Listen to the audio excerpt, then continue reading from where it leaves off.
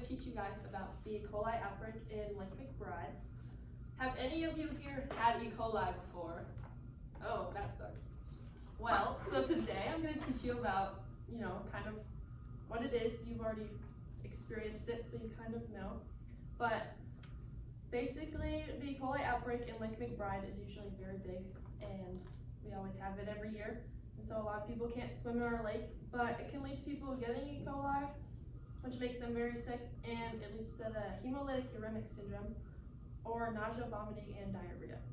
So basically, as you guys know, E. coli is living here in our backyards, right in Lake McBride, and it's very close to our school especially.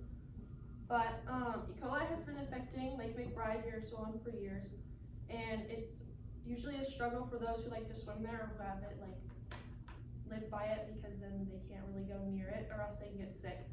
But a lot of people like to swim there, and it can be really hard once the outbreak starts.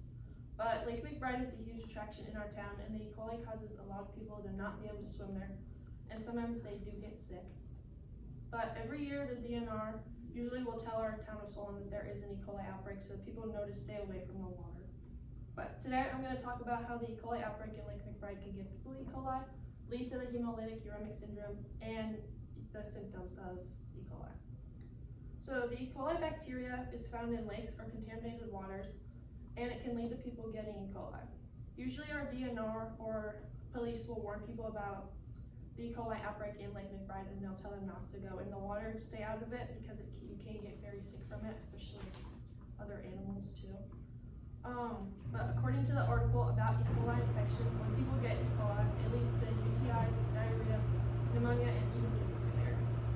Usually more kids or elderly people are susceptible to get this. And the source of epidemiology of E. coli states that around 73,000 people annually get infected with E. coli.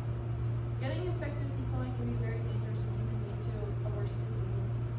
This disease is known as the hemolytic uremic syndrome, or short for HUS.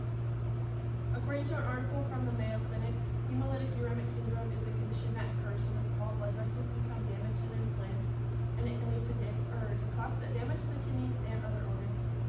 Usually many young children are more likely to get it because they spend a lot of time in the E. coli infested waters, and they don't usually know about that.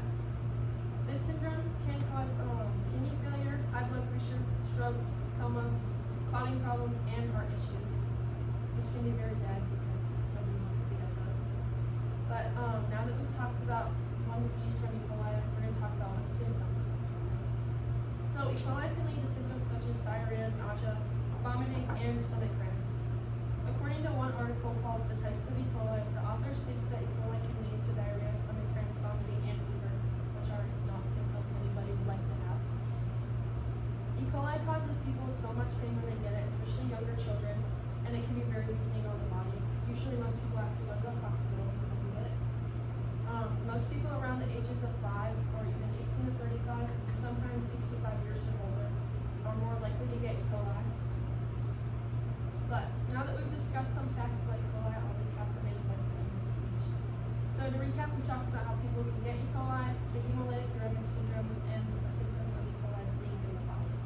So when you guys are swimming next time in Lake McBride, just remember to not drink the water, and to, pay attention to the news alerts and what all the people say about it so that you don't get it. So, safe swimming. Thank you very much.